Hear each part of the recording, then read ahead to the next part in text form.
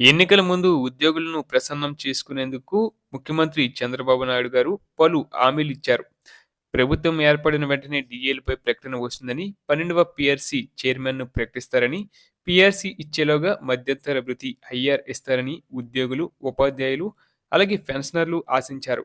ఇప్పుడు ప్రభుత్వం ఏర్పడి 7 నెలలు దాటినా వాటి విషయం పట్టించుకోలేదు. ఇటీవలే జరిగిన రాష్ట్ర మంత్రివర్గ సమావేశంలో పెండింగ్ డీఏలు, పీఆర్సీ చైర్మన్‌ను నియమించి ఐఆర్ ప్రకటిస్తారని అందరూ ఆశించారు. సంక్రాంతి కానుకగానైనా ఇస్తారని ఆయా వర్గాలు ఆశించినప్పటికీ అటువంటి ప్రకటన ఏదీ రాకపోవడంతో ఉద్యోగులు, ఉపాధ్యాయులు, పెన్షనర్లు డీలా పడ్డారు. అలాగే పీఆర్సీ చైర్మన్‌ను నియమించి నివేదిక ఇచ్చేలోగా ఇంటరిమ్ రిలీఫ్ మధ్యంతర భృతి కోసం ఉద్యోగులు ఎదురుచూపులు చూస్తున్నారు. ఇప్పటికే 2 విడతల కరువు భత్యం డీఏ బకాయిలు ఉన్న నేపథ్యంలో ఐఆర్‌పై ప్రభుత్వం ఎటువంటి నిర్ణయం తీసుకుంటుందన్న ఉత్కంఠ ప్రభుత్వ ఉద్యోగులతో పాటు పెన్షనర్లలో నెలకొంది. ఇక గత వైఎస్ఆర్‌సీపీ ప్రభుత్వ హయాంలో 12వ పీఆర్సీ చైర్మన్‌ను నియమించారు. అయితే ఆయన బాధ్యతలు స్వీకరించలేదు. 2024 మే నెలలో సాధారణ ఎన్నికల అనంతరం చంద్రబాబు నాయుడు ముఖ్యమంత్రిగా బాధ్యతలు స్వీకరించారు. ఎన్నికల ముందు ఉద్యోగులు, ఉపాధ్యాయులకు ఇచ్చిన హామీ మేరకు 12వ పీఆర్సీ కమిషన్ చైర్మన్‌ను నియమించాల్సి ఉంది. కమిషన్ చైర్మన్‌ను నియమించిన వెంటనే మధ్యంతర భృతిని మంజూరు చేయాల్సి ఉంది. ఇక 2014లో అప్పటి ముఖ్యమంత్రి కిరణ్ కుమార్ రెడ్డి పీఆర్సీ నివేదిక ఇచ్చేలోగా 2014 ఫిబ్రవరిలో 27% ఐఆర్‌ను ప్రకటించారు. పీఆర్సీ నివేదికను రాష్ట్ర విభజన జరిగిన తేదీన ప్రతిపాదికగా తీసుకొని అప్పటి నుంచి ఆర్థిక లబ్ధిని కల్పించారు. 43% షిప్‌మెంట్‌తో కిరణ్ కుమార్ రెడ్డి అనంతరం వచ్చిన ముఖ్యమంత్రి చంద్రబాబు నాయుడు గారు పీఆర్సీని అమలు చేశారు.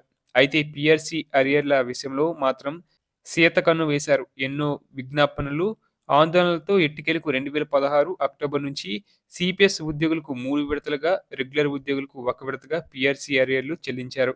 ఎన్నికలు సమీపిస్తున్నందునే అరియర్లు ఇచ్చారనే ఆరోపణలు కూడా అప్పట్లో వినిపించాయి.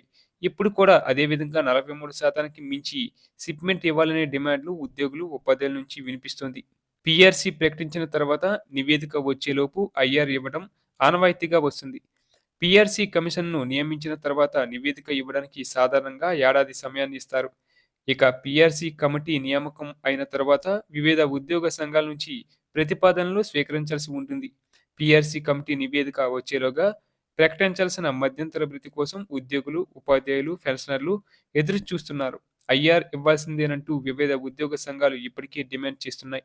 ఐఆర్ ప్రకటన కోసం ఉద్యోగ, ఉపాధ్యాయ జేఏసీ ఆధ్వర్యంలో ఆందోళనలకు సిద్ధమవుతున్నారు. ప్రతి 6 నెలలకు ఒకసారి దేశవ్యాప్తంగా ధరల సూచి ఆధారంగా కేంద్ర ప్రభుత్వం కరువు భత్యం ప్రకటిస్తుంది. దాన్ని అనుసరించి రాష్ట్ర ప్రభుత్వం రేషియో ప్రకారం డీఏ ఇవ్వాల్సి ఉంది. గత ఏడాది జనవరి, జూలైలో కేంద్ర ప్రభుత్వం ప్రకటించిన డీఏ ఆధారంగా రాష్ట్ర ప్రభుత్వం 2 డీఏలను ఇవ్వాల్సి ఉంది. ఈ నెల పోతే మరో డీఏను కేంద్రం ప్రభుత్వం ప్రకటించనుంది. అయినప్పటికీ 2 డీఏలను ఇప్పటికీ ఇవ్వకపోవడాన్ని ఉద్యోగ, ఉపాధ్యాయ సంఘాలు నాయకులు ప్రశ్నిస్తున్నారు. వెంటనే 2 డీఏలను ప్రకటించి ముఖ్యమంత్రి చంద్రబాబు నాయుడుకు ఉద్యోగులపై ఉన్న ప్రేమను నిరూపించుకోవాలని ఉద్యోగ సంఘాలు డిమాండ్ చేస్తున్నాయి.